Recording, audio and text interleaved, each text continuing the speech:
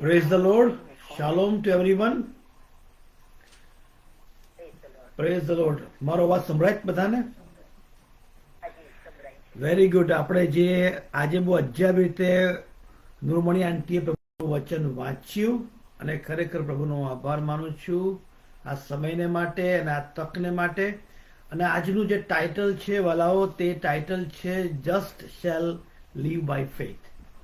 એ બહુ practical message હું તમારી આગળ રજૂ કરવા માંગુ છું અને ઇબ્રાહિમના જીવન પર આપણે જોવા માંગીએ છીએ. અને આ જે મેસેજ છે તે આજનું જે મેસેજ છે તે part 1, the life of Abraham, part 1. અને આના પર જ આપણે ઘણો સમય સુધી, પ્રભુ જ્યાં સુધી આપણને તક આપશે ત્યાં સુધી આપણે આના પર જ રહીશું. જે થીમ જે છે તે just shall live by faith, એટલે કે ન્યાયી વિશ્વાસથી જીવશે, એ આપણું થીમ છે. અને ઇબ્રાહિમનું જીવન છે એના પર આપણે જોવા માંગીએ છીએ. તમને જો યાદ હોય તો બાઇબલની અંદર 4 વાર આ જે ફ્રેઝ જે છે કે just shall live by faith, ન્યાયી વિશ્વાસથી જીવશે, એ બાઇબલમાં 4 વાર આપવામાં આવ્યું છે. હબાકુકનું પુસ્તક તેનો 2 અધ્યાય 4 કલમ, રૂમી 1 અને 17, ગલાતી 3 અને 11 અને હિબ્રુ 10 અને 38. આ 4 વાર પ્રભુએ આ જે સ્ટેટમેન્ટ છે તે કર્યું છે. ધેટ મીન્સ કે ઇટ્સ વેરી વેરી ઇમ્પોર્ટન્ટ. કારણ કે એક નહીં, બે નહીં, પણ 4 વાર પ્રભુએ અહીંયા આપણને કીધું છે કે ન્યાયી વિશ્વાસથી જીવશે. હવે પ્રશ્ન એ છે કે વોટ ઇઝ ફેથ? વિશ્વાસ શું છે? તો બધા આપણે જાણીએ છીએ હિબ્રુ 11 અને 1 શું કહે છે કે વિશ્વાસ તો જે વસ્તુઓની આશા આપણે રાખીએ છીએ તેની ખાતરી છે અને અદ્રશ્ય વસ્તુઓની સાબિતી છે. જે આપણે જોઈએ છે, રાઈટ, એની આશા જો આપણે રાખીએ તો તે વિશ્વાસ નથી. પરંતુ જે આપણે જોતા નથી તેની જ્યારે આશા આપણે રાખીએ છીએ અને ભવિષ્યમાં એ આપણે જે અત્યારે જોતા નથી તે આપણને મળનાર છે, તે આશા, એને આપણે વિશ્વાસ કહીએ છીએ. તો વાલાઓ, જેમ પાઉલ કહે છે, 2 કોરિન્થી તેનો 2 અધ્યાય તેની 16, 17, 18 કલમમાં પાઉલ કહે છે કે જે દ્રશ્ય છે તેના તરફ નજર ન નાખતા જે વસ્તુઓ અદ્રશ્ય છે તેના તરફ આપણે લક્ષ્ય રાખીએ છીએ. કેમ કે જે દ્રશ્ય છે તે ક્ષણિક છે, પણ જે અદ્રશ્ય છે તે સર્વકાળિક છે. જો આપણે આ વચનને પેરાફ્રેઝ કરીએ તો ધેટ મીન્સ કે જે દ્રશ્ય આપણે જોઈએ છીએ, જે કંઈ દ્રશ્ય જે છે, રાઈટ, એ આપણે જો એની આશા રાખીએ તો એ વિશ્વાસ નથી. તો દ્રશ્ય શું છે? આપણી આગળ જે દ્રશ્ય છે, આપણું કુટુંબ કે આપણી નોકરી કે આપણું વૈભવ કે આપણી વેલ્થ કે આપણું બેંક બેલેન્સ કે આપણી કાર, આપણું ઘર દ્રશ્ય છે, રાઈટ, એ ક્ષણિક છે. પણ જે અદ્રશ્ય છે, જેને આપણે જોતા નથી, તો અદ્રશ્ય શું છે? તો વાલાઓ, જે ઇટર્નલ ફેલોશિપ જે છે તે અદ્રશ્ય છે, તેને આપણે જોતા નથી. યુનિવર્સલ ચર્ચ, એને આપણે જોતા નથી. દેવ પોતે, પિતા, આકાશમાંનો પિતા, આપણો બાપ આકાશમાંનો, એને આપણે કદી જોયો નથી, રાઈટ. પ્રભુ ઈસુ ખ્રિસ્ત, જેને આપણે જોયા નથી. ઇટર્નલ લાઈફ, જેને આપણે જોઈ નથી. અનંતકાળનું જીવન, સ્વર્ગ, જેને આપણે જોયા નથી. દૂતો અને કરુબીમો અને શરાફો, એને આપણે જોયા નથી.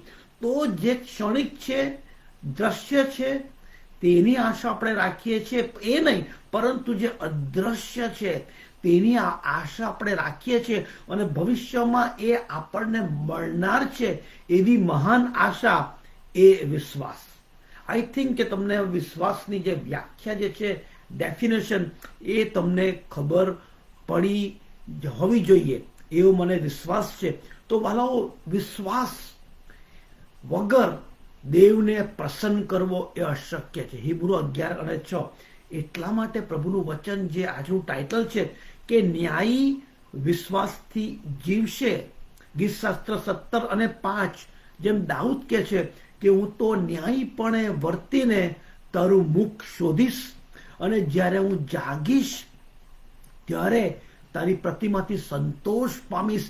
એ દાઉદની આશા હતી કે જ્યારે હું જાગીશ અનંત કાળમાં, ત્યારે જે પહેલી વ્યક્તિને હું જોનાર છું તે પ્રભુ ઈસુ ખ્રિસ્ત છે.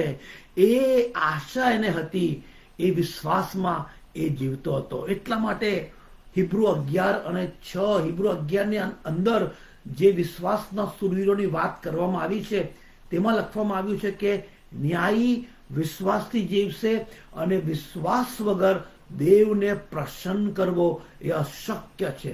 એટલા માટે પાઉલ ચેતવણી આપતા કહે છે, રૂમી 14:23 કહે છે કે તમે જે કંઈ કરો, whatever you do, right, do in faith. જે કંઈ વિશ્વાસથી નથી તે પાપ છે. જે કંઈ વિશ્વાસમાં નથી તે પાપ છે. જે કંઈ વિશ્વાસથી નથી એ પાપ છે, એમ પાઉલ કહે છે. અને એટલા માટે 2 કોરિન્થી 13:5 પાઉલ આપણને એક્ઝોર્ટ કરે છે, આપણને એ ચેતવણી આપે છે કે દરેક આપણે બધાએ આપણામાં વિશ્વાસની આપણે ચકાસણી કરવાની છે. આપણે આપણા વિશ્વાસની પરીક્ષા કરવાની છે કે મારો વિશ્વાસ જે હું બધા ક્લેમ કરું છું તે મારો વિશ્વાસ એ અલાઈવ છે કે ડેડ છે. મારો વિશ્વાસ એ જીવંત વિશ્વાસ છે કે એ મૃત વિશ્વાસ છે. એની આપણે ચકાસણી કરવાની છે. હું તમારી આગળ 4-5 કલમો વાંચવા માંગુ છું. માથી 9મા અધ્યાયની અંદર, માથી 9મો અધ્યાય તેની 27થી 31 કલમ, એમાં પ્રભુ ઈસુ ખ્રિસ્ત બહુ ગજબનું ત્યાં સ્ટેટમેન્ટ કરે છે. માથી 9મો અધ્યાય અને 27મી કલમ કહે છે કે અને ઈસુ ત્યાંથી જતો હતો, તેવામાં 2 આંધળા તેની પાછળ જઈને બૂમ પાડવા લાગ્યા કે ઓ દાઉદના દીકરા, અમારા પર દયા કર. અને તે ઘરમાં આવ્યો ત્યારે તે આંધળાઓ તેની પાસે આવ્યા, અને ઈસુ તેઓને કહે છે કે હું એ કરી શકું છું એવો તમને વિશ્વાસ છે શું? તેઓ તેને કહે છે કે હા પ્રભુ. ત્યારે તે તેઓની આંખોને અડકીને કહે છે કે તમારા વિશ્વાસ પ્રમાણે તમને થાવ. અને તેઓની આંખો ઉઘડી ગઈ, અને ઈસુએ તેઓને સખત આજ્ઞા આપી કે જોજો કોઈ જાણે નહીં. પણ તેઓએ બહાર જઈને આખા દેશમાં તેની કીર્તિ ફેલાવી. અહીંયા પ્રભુનું બહુ ગજબનું સ્ટેટમેન્ટ આપે છે. કહે છે કે તમારા વિશ્વાસ પ્રમાણે તમને થાવ.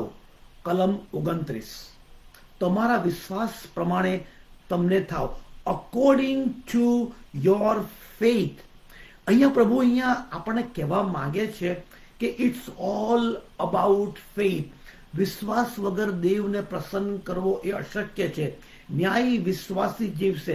ધેટ મીન્સ કે અહીંયા પ્રભુ કહે છે માથી 9:29 કે તમારા વિશ્વાસ, તમે જે સ્ટેટમેન્ટ આપ્યું, અહીંયા પ્રભુ એ લોકોને કહે છે કે તમે જે સ્ટેટમેન્ટ કર્યું કે ઓ દાઉદના દીકરા, ધેટ મીન્સ કે તમે મને મસીહા તરીકે કબૂલ કર્યો, કેમ કે હું મસીહા જ છું અને હું દાઉદનો દીકરો જ છું. અને તમે જે વિશ્વાસ મારા પર કર્યો તે વિશ્વાસ જીવન છે કે તે વિશ્વાસ ખાલી એ શબ્દો છે? એ વિશ્વાસને જો જીવન છે તો તમે જે વિશ્વાસ મારા પર મૂકીને તમે મને દાઉદના દીકરા તરીકે સંબોધ્યો છે, તો તમારા વિશ્વાસ પ્રમાણે તમને થાવ. અહીંયા પ્રભુ એમ કહે છે. ધેટ મીન્સ કે વાલાઓ, પ્રભુ આપણને આશીર્વાદ આપવા માંગે છે. હી બ્લેસ અસ, રાઈટ, અને આપણો ઉપયોગ કરવા માંગે છે એના મહિમાને માટે. પરંતુ પ્રભુ આપણને આશીર્વાદ આપવા માંગે છે અને આપણો ઉપયોગ એ કરવા માંગે છે, પરંતુ depends how much we trust. આપણો વિશ્વાસ કેવો છે એના પર બધું અવલંબે છે.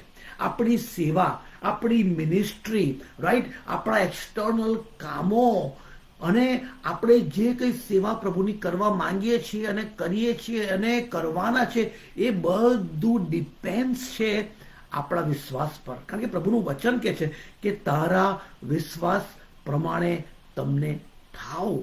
તો વાલાઓ, જો પ્રભુ એ આપણને આપણે એ સ્ટેટમેન્ટ કરે છે, તો વિશ્વાસ વિશ્વાસથી જીવવું અને વિશ્વાસમાં ચાલવું અને વિશ્વાસથી કાર્ય કરવા એ કેટલા બધા અગત્યના છે. આપણે ઘણીવાર કમ્પ્લેન કરીએ છીએ કે પ્રભુ મારી પ્રાર્થના સાંભળે છે કે નથી સાંભળતો, આઈ ડોન્ટ નો.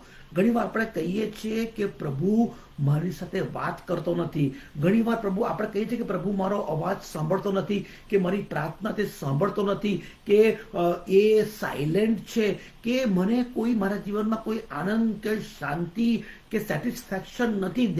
એનો મતલબ એ છે, અહીંયા આપણે એમ કહેવા માંગીએ છીએ કે મારો અને પ્રભુનો જે સંબંધ જે છે તે ઇન્ટિમેટ નથી. મને આનંદ આવતો નથી આ ખ્રિસ્તી જીવન જીવવાને માટે. વાલાઓ, ધેટ મીન્સ કે આપણે વિશ્વાસથી ચાલતા નથી. અને પ્રભુનું વચન કહે છે કે આપણે જે કંઈ કરીએ છીએ, એનીથિંગ, આપણું ગીત ગાવું, કે આપણે પ્રાર્થના કરવી, કે આપણે બાઇબલ સંગતમાં જવું, કે પછી આપણે ચર્ચમાં જવું, જે કંઈ, પરંતુ જો એ વિશ્વાસથી નથી તો રોમી 14 અને 23 એ પાપ છે. એટલા માટે કહે છે કે just shall live by faith. આજે વાલાઓ, આજે આપણે વિશ્વાસના એક યોદ્ધાની વાત કરવા માંગીએ છીએ.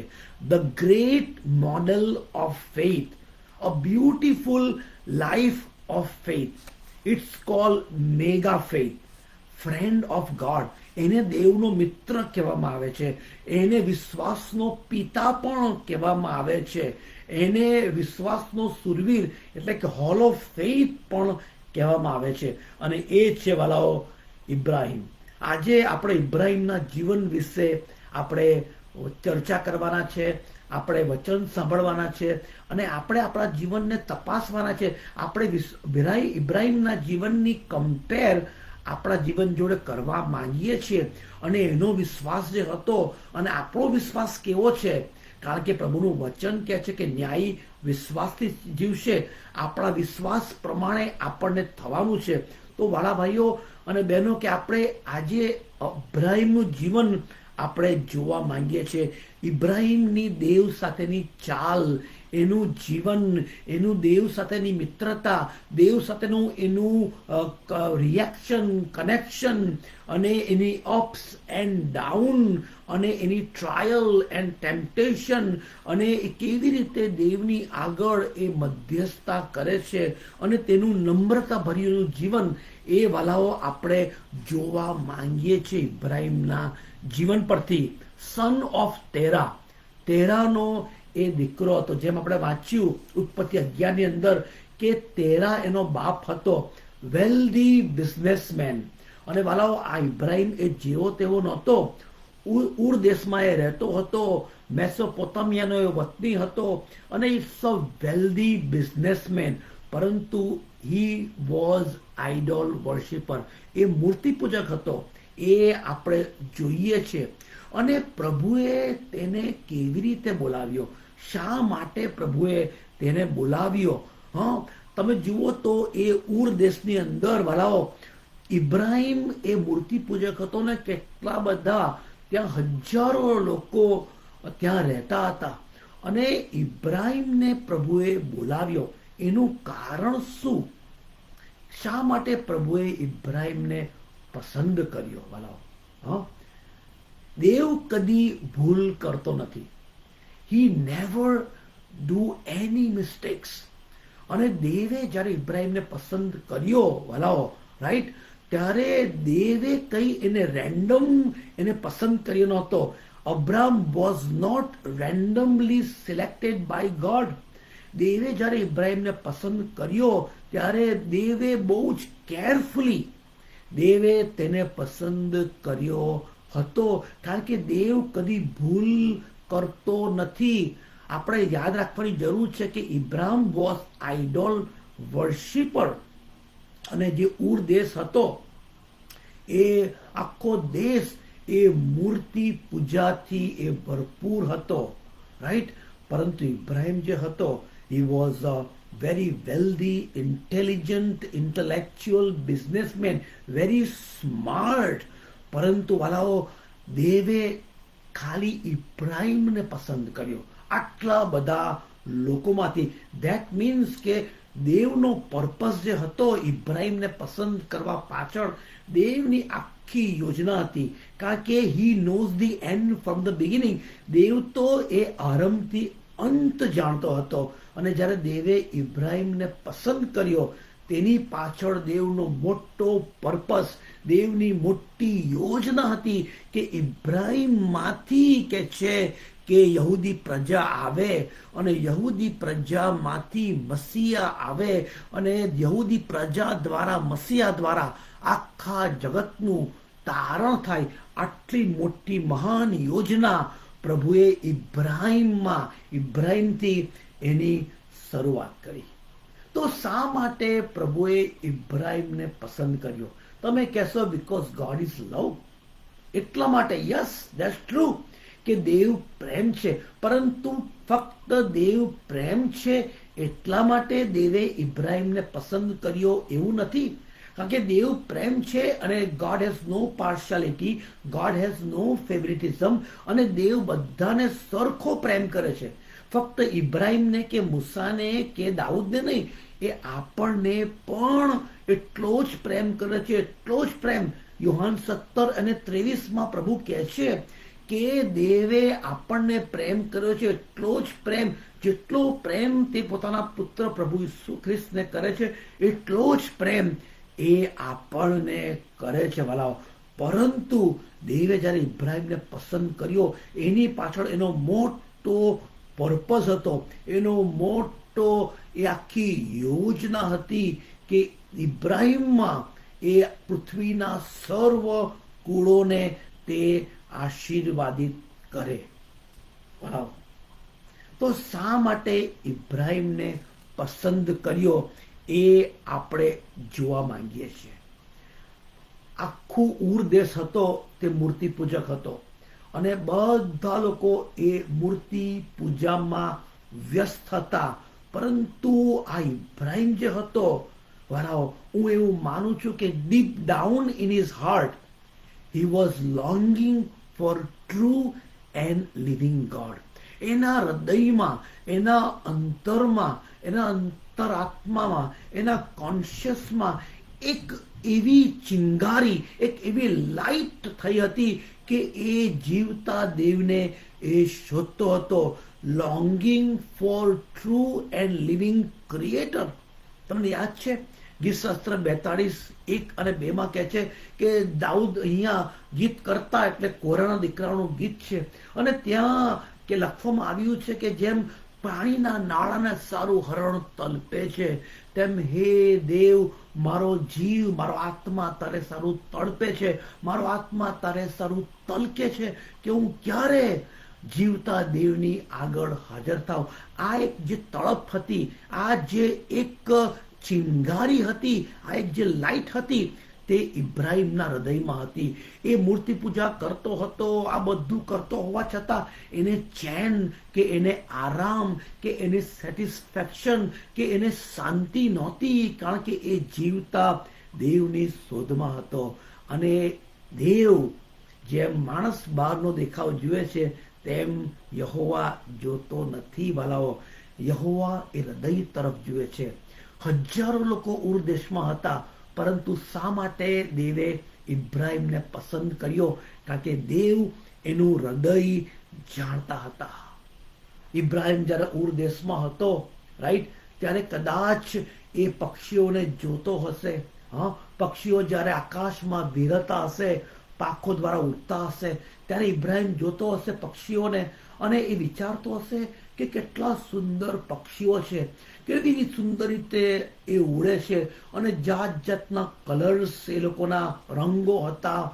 મોર હતો અને કબૂતર અને પોપટ, આ બધાને જ્યારે જોતો હશે, એમના રંગબેરંગી કલરો, ત્યારે ઇબ્રાહિમ જોતો હશે અને કહેતો હશે કે આની પાછળ આ જે પક્ષીઓને બનાવનાર જે દેવ, એ આ મૂર્તિ તો નથી જ, એ કોઈક દેવ છે, એ આકાશમાં રહે છે, એનાથી હું અજાણ છું. પરંતુ એની ઝંખના હતી કે એ જીવતા દેવને ઓળખે.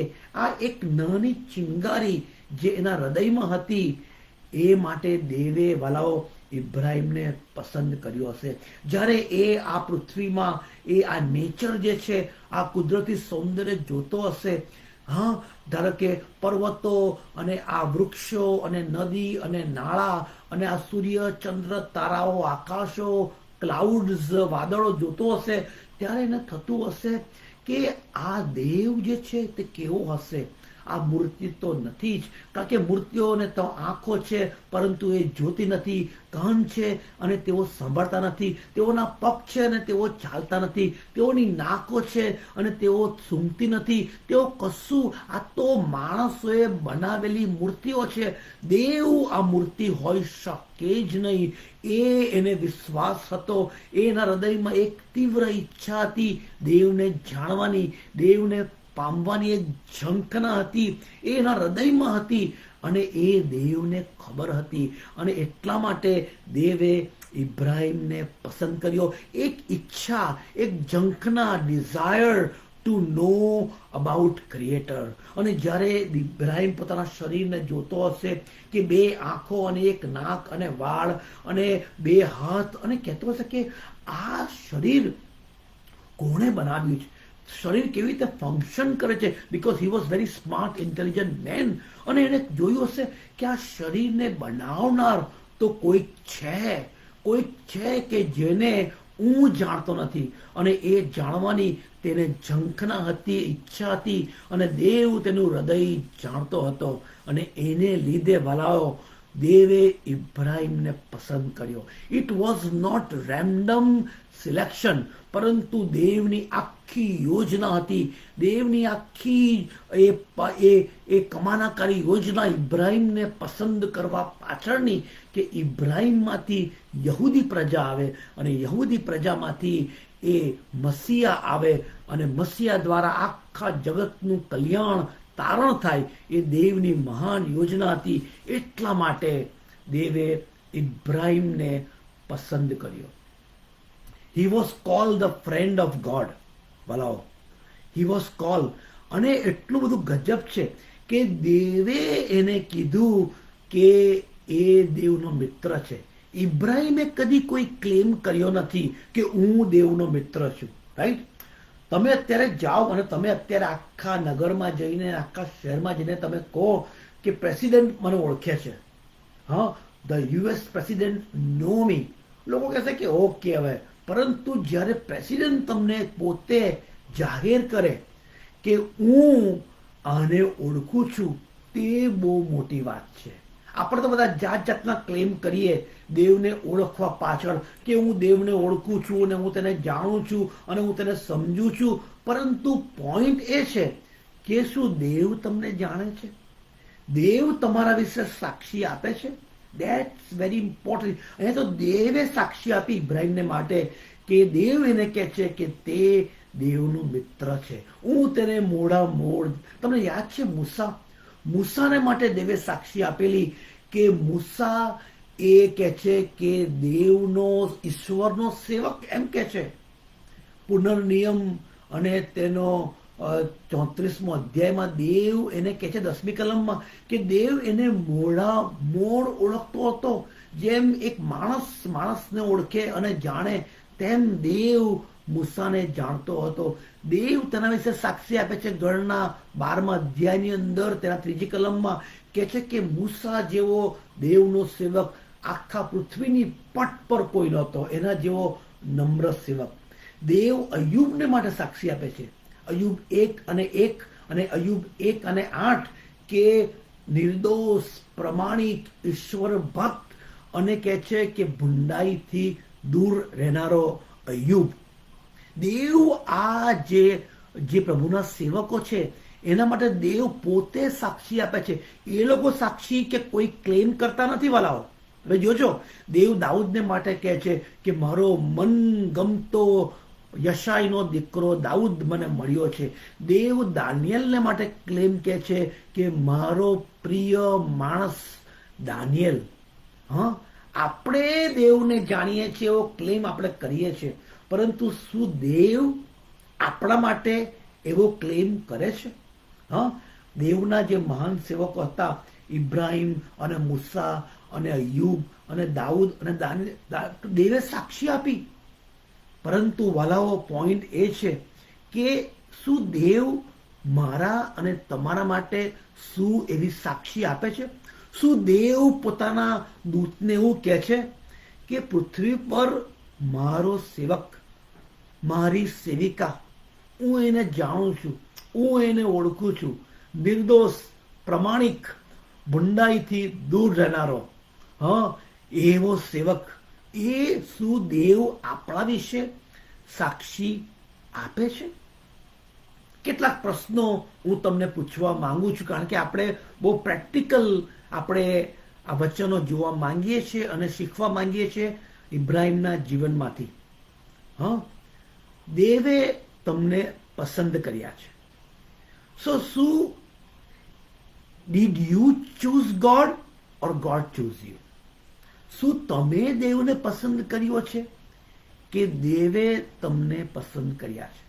યોહાન 15:16 દેવ પોતાના શિષ્યોને કહે છે કે તમે મને પસંદ કર્યો નથી, પરંતુ મેં તમને પસંદ કર્યા છે અને નિમ્યા છે.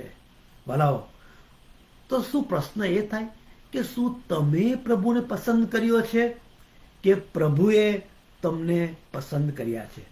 શું તમે પ્રભુને માટે સાક્ષી આપો છો કે અવિનાશી, અમર, અદ્રશ્ય, ઇટર્નલ ગોડ, કે દેવ તમારા વિશે સાક્ષી આપે છે? જેમ પ્રભુએ પોતાના સેવકો અને પ્રબોધકો માટે સાક્ષી આપી, તેમ શું પ્રભુ તમારા માટે સાક્ષી આપે છે, ટેસ્ટિફાઈડ કરે છે? શું પ્રભુ બીજાઓને કહે છે કે મારો સેવક કે મારી સેવિકા પૃથ્વી પર છે, એના જેવો નિર્દોષ, પ્રમાણિક અને કહે છે કે ભૂંડાઈથી દૂર રહેનારો એવો સેવક આખી પૃથ્વી પર કોઈ નથી? શું તમારું ફેમિલી તમારા માટે એવી સાક્ષી આપી શકે છે? તમારી પત્ની કે તમારો પતિ કે તમારા બાળકો કે તમારા બ્રધર સિસ્ટર્સ શું તમારા માટે સાક્ષી આપે છે કે ખરેખર દેવનો સેવક? કદાચ સાક્ષી આપશે ઇમ્પ્રેસ થઈને કે દબાણમાં આવીને. તમારા છોકરાઓ ખાસ કરીને, શું તમારા બાળકો તમારા માટે સાક્ષી આપે છે કે મારા બાપા કે મારી માં ખરેખર ઈશ્વરની સેવિકા કે ખરેખર ઈશ્વરનો સેવક? કે પછી તમારા બાળકો તમારા માટે એવી સાક્ષી આપે છે કે ભાઈ બે ડ્યુઅલ લાઈફ જીવે છે, ચર્ચમાં આખું જીવન અલગ છે અને ઘરમાં આખું જીવન અલગ છે? શું તમારા બાળકો તમારા માટે સાક્ષી આપે છે? અહીંયા દેવ ઇબ્રાહિમને માટે સાક્ષી આપે છે કે મારો મિત્ર, દેવનો મિત્ર ઇબ્રાહિમ. અહીંયા ઇબ્રાહિમ, ધેટ મીન્સ કે જ્યારે દેવ ઇબ્રાહિમને પોતાનો મિત્ર કહે છે, ધેટ મીન્સ કે દેવ અને ઇબ્રાહિમનો સંબંધ જે હતો તે બહુ ઘનિષ્ઠ હતો, વેરી ઇન્ટિમેટ. કે જ્યારે કેવી રીતે દેવ પોતાનો મિત્ર કહી શકે? એટલા માટે કે ઇબ્રાહિમ બધી વાતો, એક વાતો એ દેવને જણાવતો હતો. ભલાઓ, શું આપણે દેવને આપણી બધી જ વાતો જણાવીએ છીએ? આપણી ગુપ્ત વાતો, આપણા ગુપ્ત પાપો, આપણા ગુપ્તમાં કરેલા એક પાપો શું આપણે પ્રાર્થનામાં દેવની આગળ લઈ જઈએ છીએ કે પ્રભુ ખરેખર મારું જીવન તો આવું છે, મને લોકો જાણતા નથી મારું અંદરનું જીવન, પણ પ્રભુ તમે જાણો છો. અને જ્યારે આપણે દેવનું સાથેના ઘનિષ્ઠ સંબંધમાં આપણે આવીએ છીએ ત્યારે દેવ આપણું હૃદય જાણે છે અને આપણે બધી વાતો આપણે દેવને કહીએ છીએ. વાલાઓ, રાઈટ? અહીંયા ઇબ્રાહિમના હૃદયમાં દેવની પ્રત્યેની ઝંખના હતી, દેવ પ્રત્યેની એક ડિઝાયર હતી કે એ દેવને ઓળખે. વાલાઓ, અને એ પોઈન્ટ એ છે, પ્રશ્ન એ થાય કે how does a person today even begin two pursue knowing God? કે આપણે કેવી રીતે દેવને જાણવાને માટે આપણા હૃદયમાં કેવી રીતે એક ઝંખના, એક તીવ્ર ઈચ્છા થાય?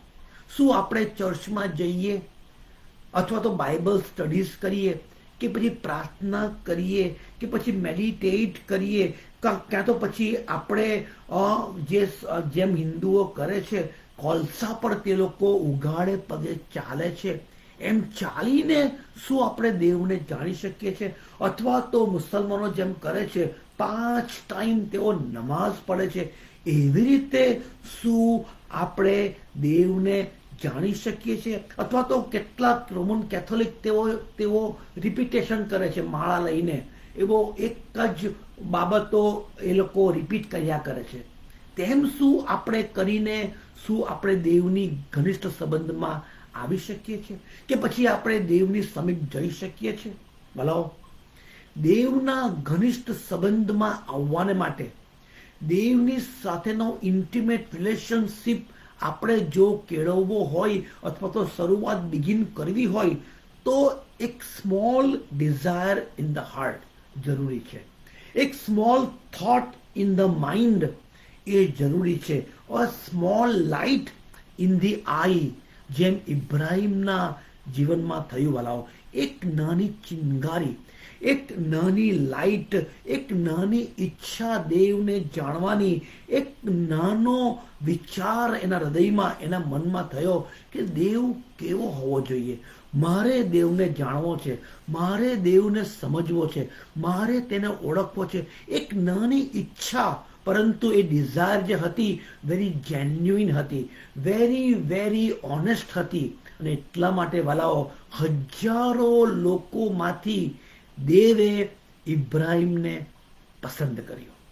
વાલાઓ, અને વાલાઓ, હું તમને એ જ કહેવા માંગુ છું કે જ્યારે દેવે તમને પસંદ કર્યા છે, આ કરોડો લોકોમાંથી, અબજો લોકોમાંથી, that is not random selection. વાલાઓ, જેમ એફએસી 1 અને 4 કહે છે કે પૃથ્વીના મંડાણ અગાઉ આપણને પસંદ કરવામાં આવ્યા છે.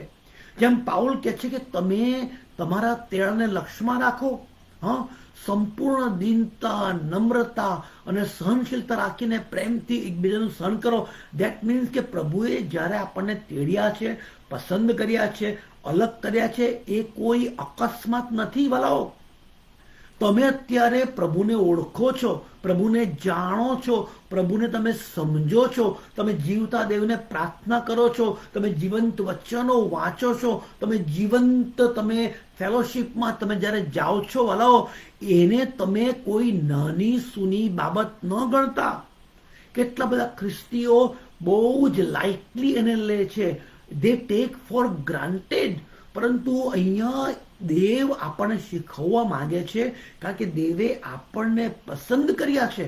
અને જેમ પાઉલ કહે છે 1 કોરિન્થી તેનો 1 અધ્યાય અને તેની 25, 26, 27 કલમમાં કહે છે કે કેટલા બધા જ્ઞાનીઓ આ દુનિયામાં છે, કેટલા બધા માઇટી મેન છે, કેટલા બધા ઇન્ટેલિજન્ટ છે, પરંતુ પ્રભુએ જ્યારે આપણને પસંદ કર્યા છે, આપણા જેવા, તો કહે છે કે તમે તમારા તેડાને લક્ષ્યમાં રાખો, તમે તેને બરાબર, તમે પ્રભુએ તમને જે પસંદ કર્યા છે, તમે એની અવગણના કે તમે એને અવર્ધ અંગીકાર ન કરો.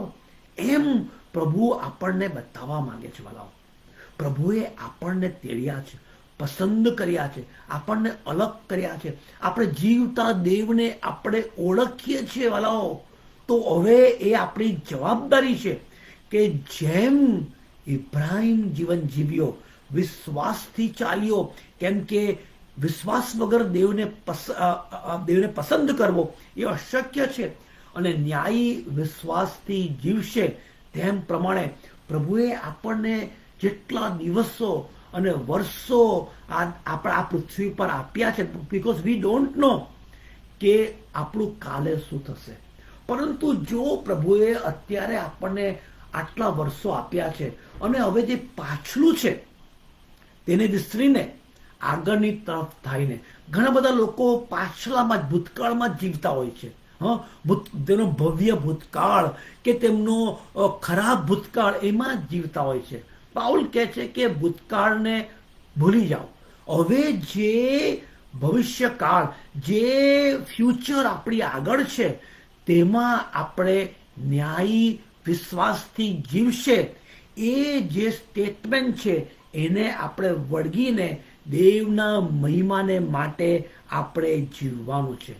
જેમ પ્રભુ ઇબ્રાહિમને માટે સાક્ષી આપે છે, જેમ પ્રભુ મૂસાને માટે સાક્ષી આપે છે, જેમ પ્રભુ દાઉદને માટે, દાનિયેલને માટે, અય્યુબને માટે સાક્ષી આપે છે, શું પ્રભુ તમારા માટે અને મારા માટે શું સાક્ષી આપે છે? બાળાઓ, આપણે આપણી પરીક્ષા કરવાની છે, અને જો આપણે આપણી પરીક્ષા કરીએ ઓનેસ્ટલી, ત્યારે આપણને જણાશે કે દેવ આપણા માટે એવી સાક્ષી આપતો નથી.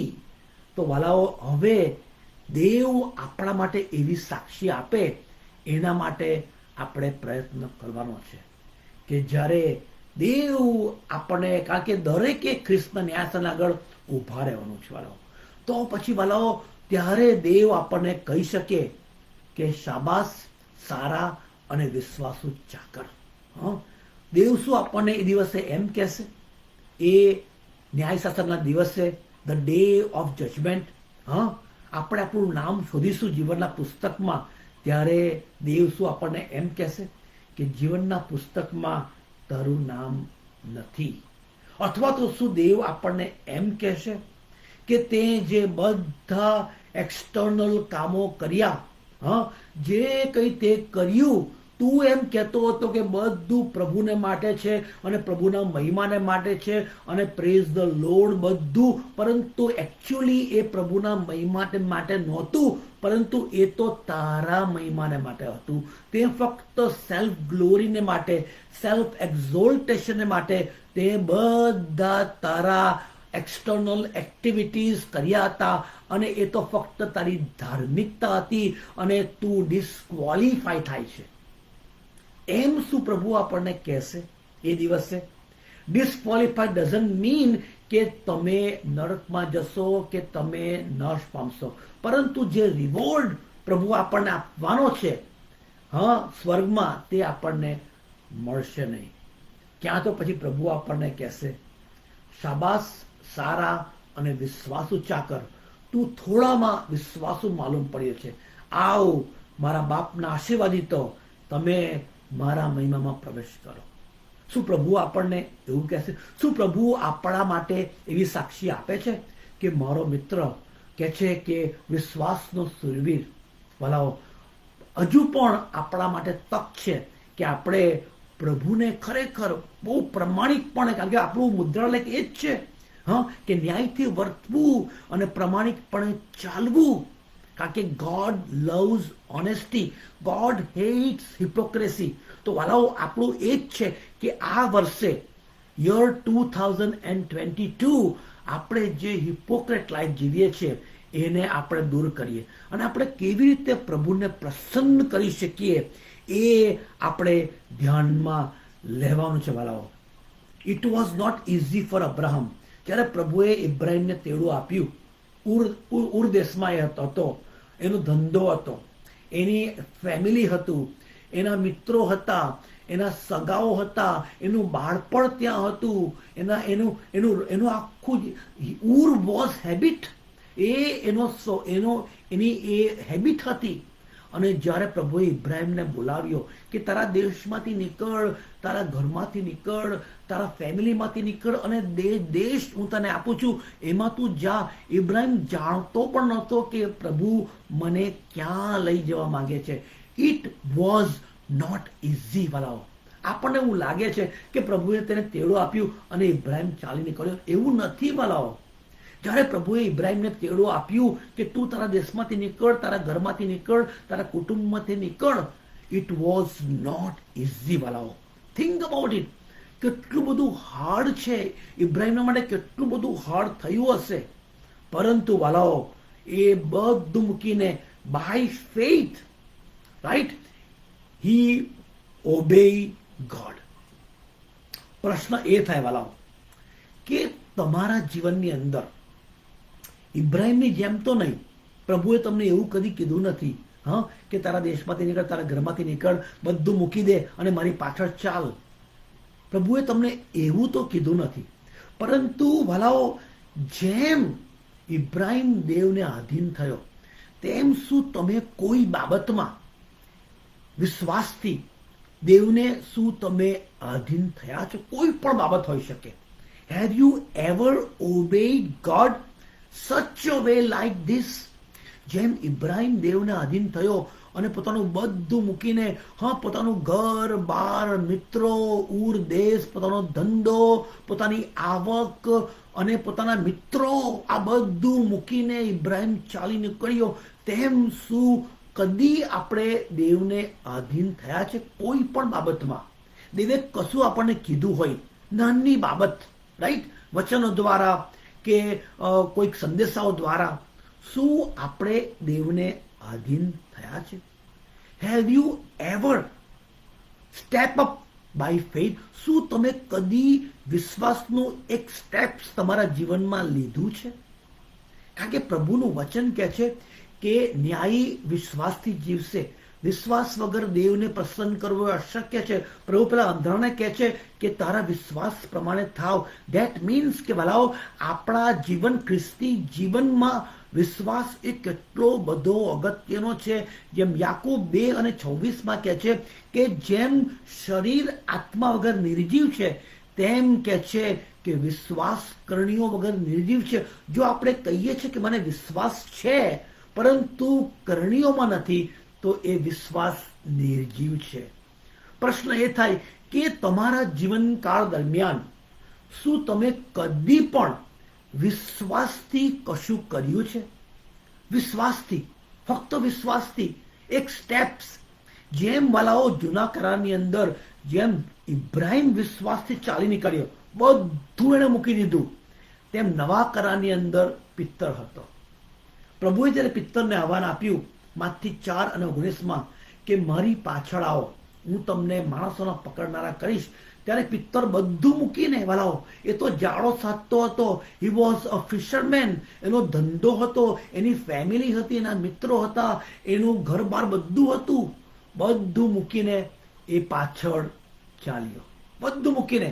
જ્યારે પ્રભુએ વિશ્વાસથી એને કીધું, જ્યારે ભયંકર તોફાન હતું અને સમુદ્ર કે છે ડામાડોળ થતો હતો અને અંધારું હતું અને પુષ્કળ પવન હતો અને વિંડ હતી ભયંકર અને અંધારું હતું, અને પ્રભુ તેને આહ્વાન આપે છે કે કમ પિત્તર. પિત્તર કહે છે પ્રભુ શું હું આવું? તો એ કમ.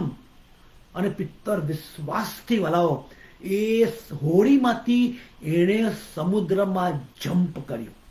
એવું નથી કે સમુદ્ર શાંત હતો અને બહુ ધીરેથી પિત્તરે હોડીમાંથી પગ બહાર કાઢીને એને પાણીમાં પગ મૂક્યો. નો, એણે બોટમાંથી છલાંગ મારી એ સમુદ્રની અંદર. વાલાઓ, કેટલો બધો વિશ્વાસ. વાલાઓ, ધેટ ફેથ કે છે કે એ વિશ્વાસ પ્રભુ આપણી પાસે માંગે છે વાલાઓ, આ ખ્રિસ્તી જીવનમાં ચાલવાને માટે. કારણ કે જેટલો વિશ્વાસ છે એવું આપણને થશે. એમ કે તમારા વિશ્વાસ પ્રમાણે તમને થાવ વાલાઓ. જેમ ઇબ્રાહિમ ચાલી નીકળ્યો, જેમ પિત્તરે બધું મૂકી દીધું, જેમ પિત્તરે walk on the water by faith, વિશ્વાસથી એણે સમુદ્ર પર એ ચાલ્યો વાલાઓ. તો વાલાઓ, આપણામાં એવો વિશ્વાસ છે કે શું, એની આપણે ચકાસણી કરવાની છે. એટલો તો નહીં, પરંતુ એક નાનો વિશ્વાસ. પરંતુ આપણે કોઈ વિશ્વાસ દ્વારા શું આપણે પ્રભુમાં શું આપણે એક સ્ટેપ લીધો છે? કોઈ પણ રીતે વિશ્વાસથી એક પણ સ્ટેપ શું આપણે લીધો છે? શું આપણે આપણી જે ફેમિલી ટેરિટોરીઝ છે એમાંથી શું આપણે બહાર આવ્યા છે વિશ્વાસથી? કે ડુ યુ હેવ સમથિંગ? શું આપણા જીવનમાં કશુંક એવું છે કે જેને આપણે વળગી રહ્યા છે? પ્રભુ એવું ઈચ્છે છે કે આપણે વિશ્વાસથી એનો ત્યાગ કરીએ. જેમ પ્રભુએ ઇબ્રાહિમને કીધું કે તું કે છે કે તારા દેશમાંથી નીકળ, કે તારા ઘરમાંથી નીકળ, કે તારા ફેમિલીમાંથી નીકળ. શું પ્રભુ આપણને કદી એવું કીધું છે? કંઈક શું આપણા જીવનમાં કશુંક એવું છે કે જેને આપણે વળગી રહ્યા છીએ?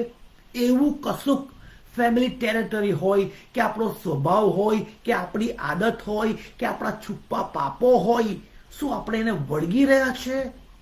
કે પ્રભુ આપણને વારંવાર કહે છે કે તું એમાંથી નીકળ, તું એમાંથી બહાર આવી જા. Come out from that sin, come out from that habit, come out from that territory. પ્રભુ આપણને કહે છે, પરંતુ હજુ આપણે એને વળગી રહ્યા છીએ આપણા કમ્ફર્ટ ઝોનમાં. શું એવું કશું છે વાલાઓ? લવ ઓફ મની હોય કે પછી એન્ટરટેઇનમેન્ટ હોય કે પ્લેઝર હોય કે કંઈક અમુક આપણી આદતો કે જે પ્રભુને ગમતી નથી અને પ્રભુ આપણને વારંવાર કહે છે કે come out, come out, come out. શું એવું કશું છે વાલાઓ? આપણે ઇબ્રાહિમના જીવનમાંથી આપણે શીખવા માંગીએ છીએ વાલાઓ.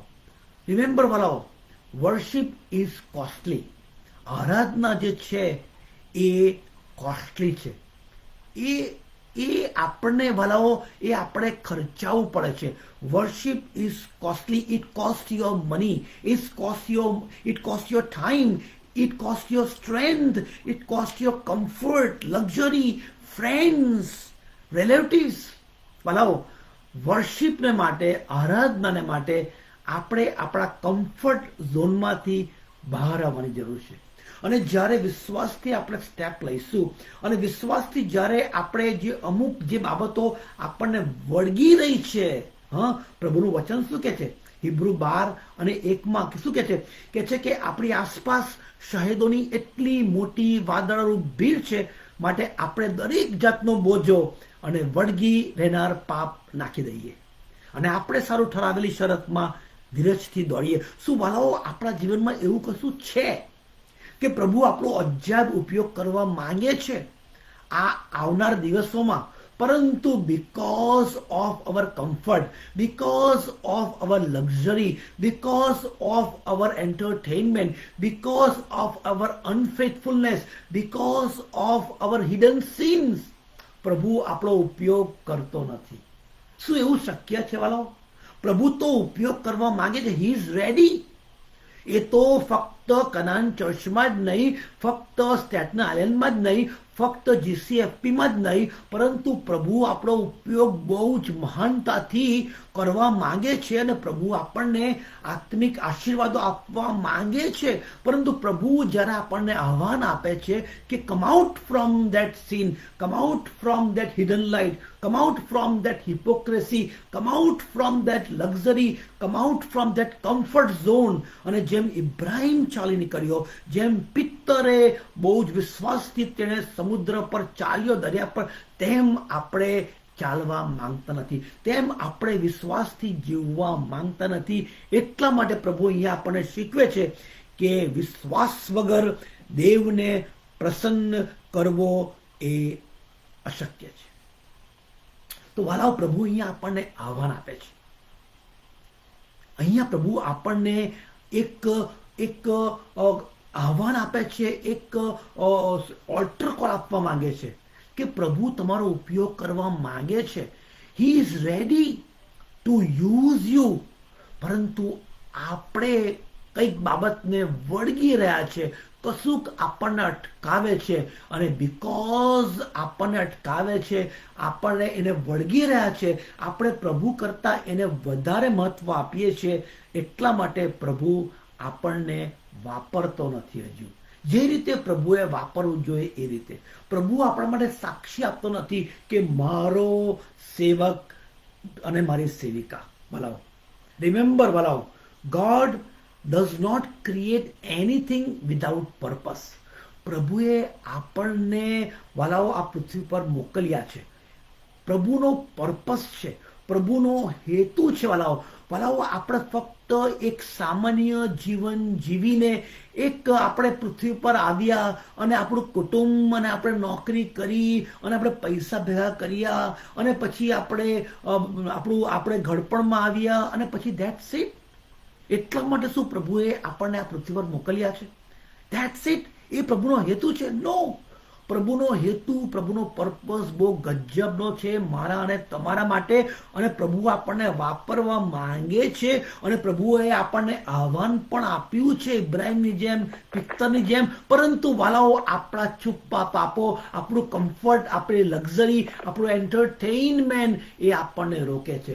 વી have to come out, we have to jump on the water like Peter. અને જો તમે વિશ્વાસથી ચાલશો, વિશ્વાસથી જીવશો, વિશ્વાસથી તમે જો એક ડગલું ભરશો, તો પ્રભુ એ તમારો અને મારો ઉપયોગ બહુ ગજબ રીતે કરનાર છે આવનાર દિવસોમાં. તો વાલાઓ, આપણે આ બાબતને ધ્યાનમાં રાખીએ, ઇબ્રાહીમના જીવનને આપણે ધ્યાનમાં રાખીએ, અને આપણે ઘણું બધું આ જીવનમાંથી જોવાના છે વાલાઓ આવનાર દિવસોમાં. તો વાલાઓ, તમે ઇબ્રાહીમનું જીવન તમે આખું વાંચજો.